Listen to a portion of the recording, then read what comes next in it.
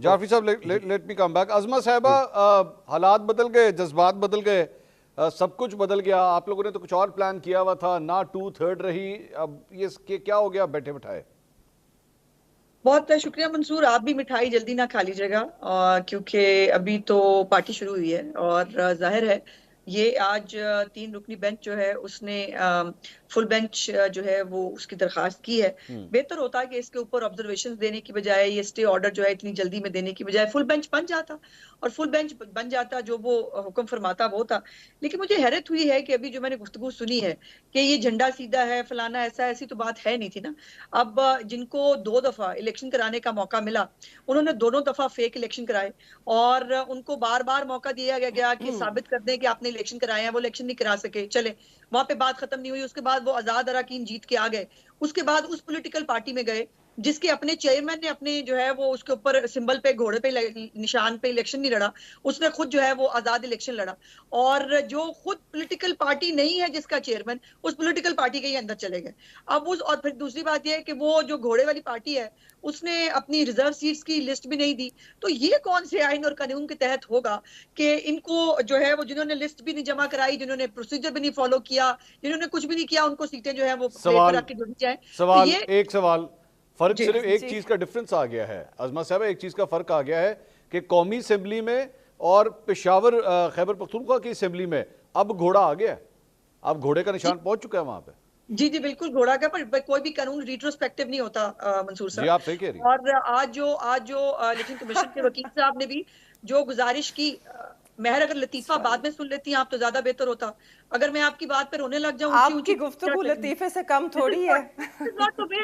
This is not the way to sit in a talk show. हम यहाँ पर आपको लतीफे नहीं सुना रहे हैं, आपके लिए पूरा मुल्क लतीफा है, आपके लिए इस मुल्क का हंसने आइन पर पाबंदी थोड़ी है आप- उस्मा, एहतजाज पे भी पाबंदी, जमहूरियत पे भी पाबंदी, राय पे भी पाबंदी, मुश्किल हालात में बंदा हंस ले अब उस पे भी पाबंदी है। I will not let you speak now, this is not the वे।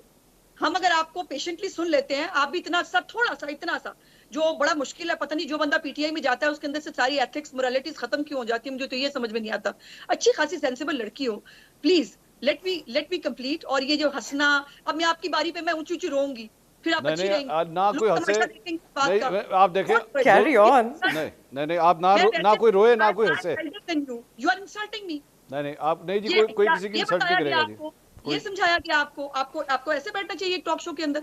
वैसे एक मैं बात कहूं, आप दोनों को एक बात कहूं, अज़मा साहिबा, आप एक वक्त में आप और शाह महमूद कुरैशी साहब एक ही जमात में रह चुके हैं, एक वक्त था वो। मैं वही इसीलिए कह रहा हूं, चले छोड़ें। मैंने आज तक उनके बारे में, मैंने कभी आज तक उनके बारे में, मैं जरा वजाहत कर दूं, बट बात ये है अज़मा साहिबा बात कंप्लीट कर ऑन अ नेशनल प्लेटफॉर्म जी, and I'm speaking and she is just she is smiling और वो क्या लगा रही हैं। नहीं अपनी हंसती जी, वो नहीं, वो कम से कम थोड़ी सी एथिक्स मोरालिटी मेहर साहिबा नहीं हंसेंगी जी, देना चाहिए। मेहर साहिबा आपने नहीं हंसना, मेहर साहिबा आपने हंसना नहीं है, अज़मा साहिबा आपने रोना नहीं है, बस आप शुरू करें जी, हंसना मना है। अगर ये अपना इलेक्शन नहीं करा सके ये लतीफा है। अगर इनको अकल नहीं आई कि इनको जो है वो पॉलिटिकल पार्टी जो है वो कैसे बनानी है, पॉलिटिकल पार्टी की डेफिनेशन इनको नहीं पता, तो ये लतीफा है। इनको रोना चाहिए अपनी हरकतों पे। इन्होंने अपने जो अपनी पूरी सियासत को लतीफा बना दिया है। चले let's come back to the topic जी, कुछ है नहीं करने के लिए और बोलने के लिए। Let's come back to the topic. Azma साहिबा, अब आपकी बात से मैं ये समझाऊं कि आप कह रही हैं कि एक तो मिठाई ना खाई जाए, लार्जर बेंच बन जाए, लार्जर बेंच बन जाएगा तो फिर शायद चीजें चेंज हो जाएंगी। This is what you are saying.